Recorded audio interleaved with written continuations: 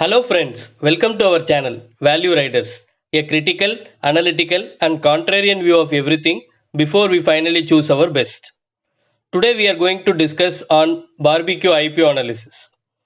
So first of all, I just want to let you all know that given vast information available in RHP and outside reports, I am not covering basic information much. I have tried my best to cover analytical thinking part more. Also, this objective of this analysis is to get a better perspective on the stock over long term and not on short term basis. So the categories what we are going to look at is like how do they make money, how do they spend money, key growth triggers, key challenges and risk, and valuation comparison with peers, and then final conclusion on barbecue IPO. We will look at the introduction of this IPO. Barbecue Nation first restaurant was launched in 2008 and today they have scaled up to 147 restaurants within 12 years. Barbecue falls under casual dining segment which is currently growing at 18% CAGR in India. Barbecue Nation is always a treat for all hardcore non-vegetarians and they consider the same as value for money and also provide a joyful experience for friends, gang and family. Barbecue Nation has seen steady growth and also it owns 61.35% of Red Apple, which owns and operates 9 restaurants of Toscana Italian restaurant chain. About the issue has been priced at 498 to 500 per share. At higher end, they are seeking a market capitalization of rupees 1,877 crores and has a market lot of 30 shares and with minimum order value of 15,000. Let us look at how restaurant business make money.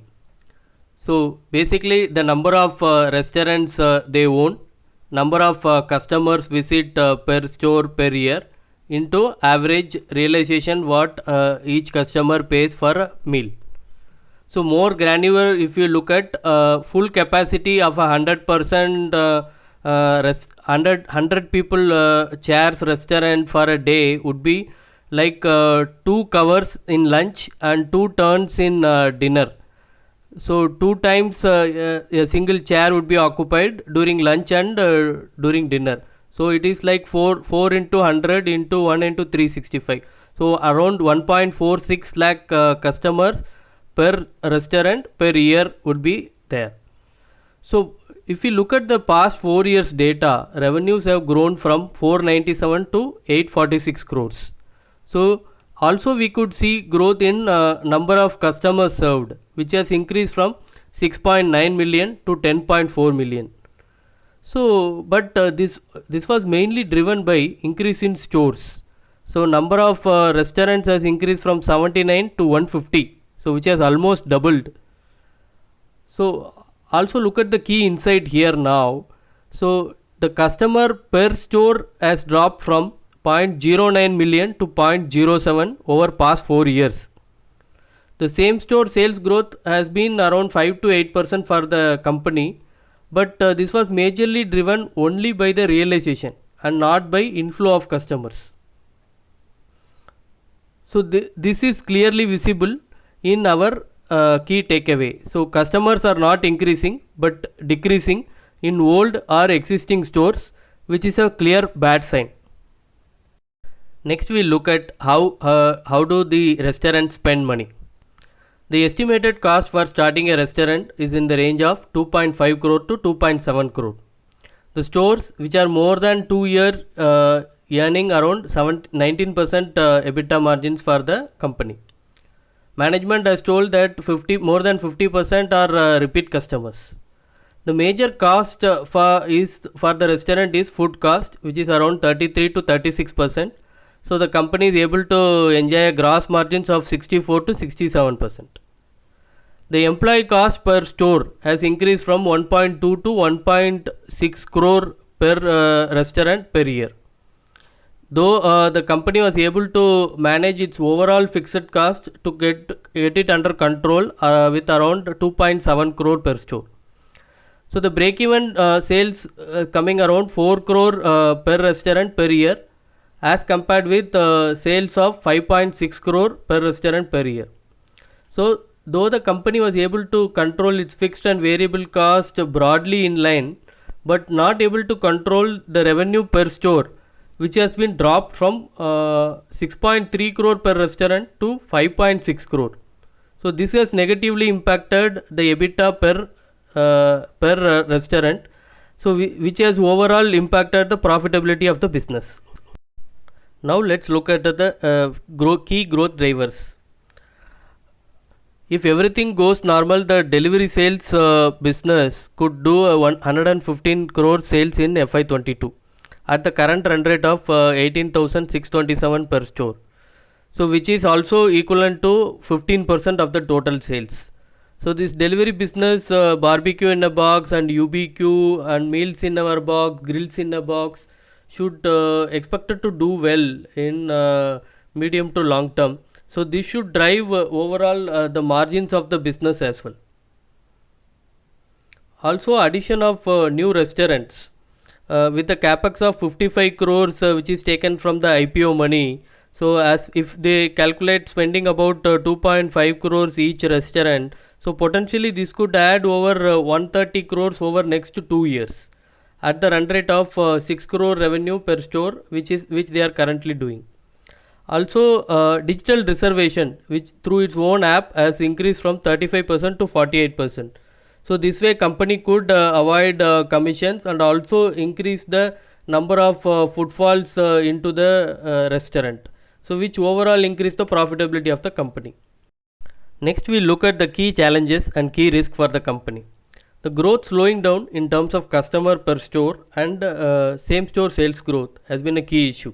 So customers per store has dropped from 0.09 million to 0.07 million. So the company has to do something to increase the footfalls per restaurant. Also higher competition from organized and unorganized players. And also nowadays there is a huge upsurge in cloud kitchen in the delivery mode, which is also making it tougher for the company to increase realization, and therefore it will be majorly dependent on the growth of customers per store.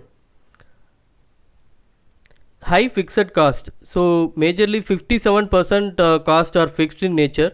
So if COVID second wave intensifies further, it will be highly difficult for the company to manage these kind of higher fixed cost. Also the SEBI proceedings in relation to certain non-compliances under security related laws, this also remains as the key challenge or risk. We will look at the valuation comparable of historical valuation with its peers, mainly Jubilant Foodworks, Westlife Development and Burger King. So as in comparison with its peers, peers are mostly valued costlier than barbecue.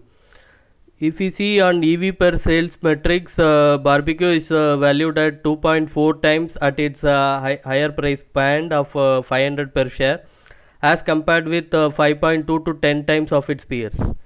In the same way, EV by EBITDA 12.3 times for barbecue as compared with 22 to 58 times of its peers.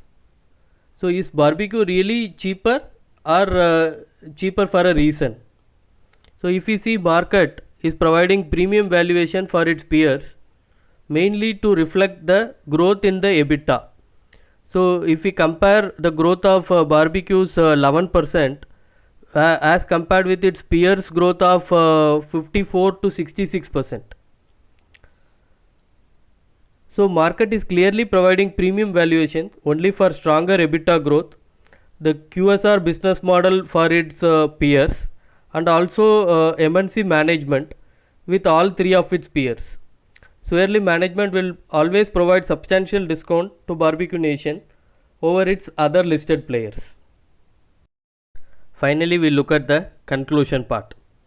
So the company is growing only through new restaurant additions, so which is either funded by the equity dilution or debt raising, so which is not sustainable in future, and the company is not meeting its capex requirements through its internal accruals.